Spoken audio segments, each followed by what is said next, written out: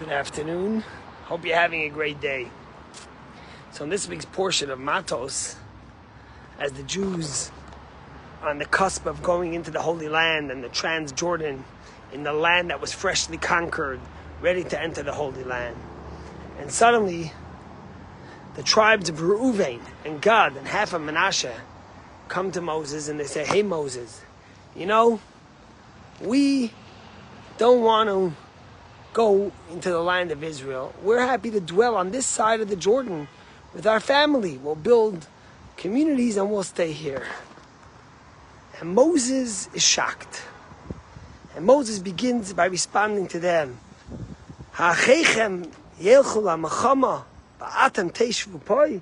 you telling me that your brothers will go to war to conquer the land of Israel and you're just going to sit here on the other side in security and safety, in opulence?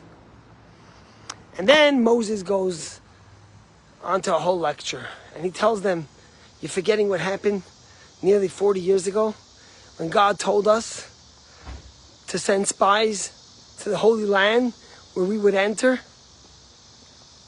And that at that point, the spies said we don't want to go in, and how God punished them? How could you be falling and making the same mistake?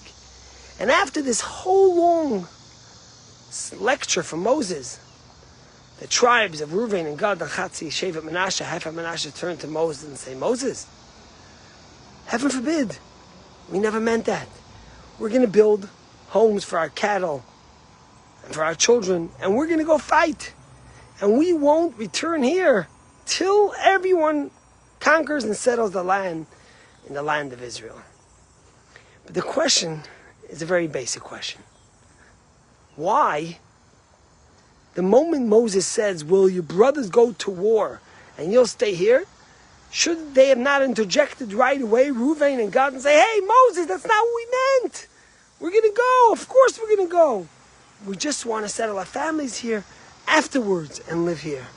Why did they wait for Moses to give the whole lecture and to give them the whole explanation before they went on to answer Moshe? And the answer is a very powerful one, which I think we could probably all take as a lesson in our life. You see, I'll answer it with an analogy, with a story actually.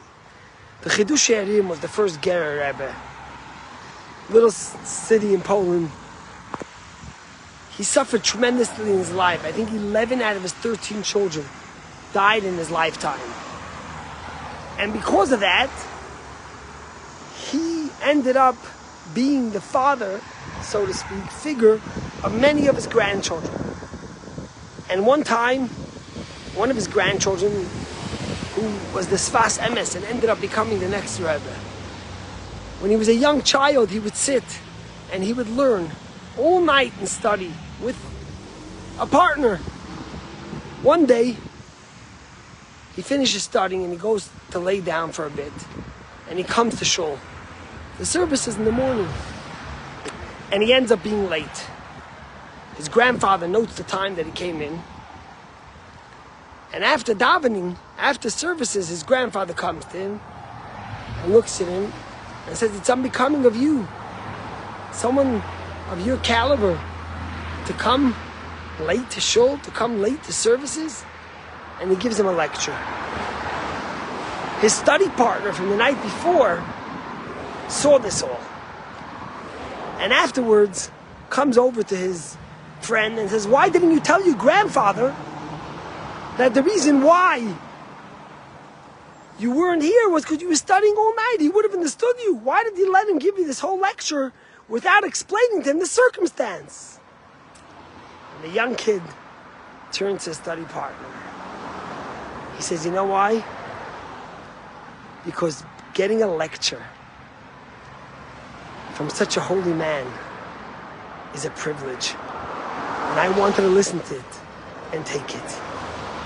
You see, the Rebbe Rashab says, I think the Rebbe Marash or Rebbe Rashab says in Day to Day, he says, "Ehov et abikoret." Embrace and love the criticism. Because it will place you and allow you to grow to your true heights. You see, People don't like criticism. Why? Because ultimately, it comes from insecurity and from arrogance, which actually leads one to the other. Because we're insecure inside, and we crumble, we make believe we're strong and arrogant on the outside. And therefore, usually, we can't handle when someone gives us criticism. But ultimately, if criticism is coming from love and from care, that's the greatest gift you could get. Because it allows you to know the truth, to listen to it, and to embrace and to make the changes you need. And that's why, when Reuven and Gad and half of Manasseh heard Moses speaking to them, they didn't interject. They listened. Because they recognized that the greatest leader, Moses, loved them. And if he was giving them a lecture and criticizing and rebuking them, it was because he loved them. And it was good for them to listen to it. To have the humility to listen to such a great leader tell them the right way. It's like that in a marriage. It's like that in everywhere else. Of course, it depends how the criticism comes and where it comes from. But if we're open to listening to someone who loves us and tells us something that we could do better, how much greater would we be? And that's why the Torah goes through that whole lecture. And Reuven and Gad and half of Manasseh don't interject to teach us this critical, important lesson. To embrace and to listen to criticism that comes from love. And to the person that's giving it, to be careful to give it from a place of love, from a place of nourishment, which allows us to continue growing. God bless you and have a good day.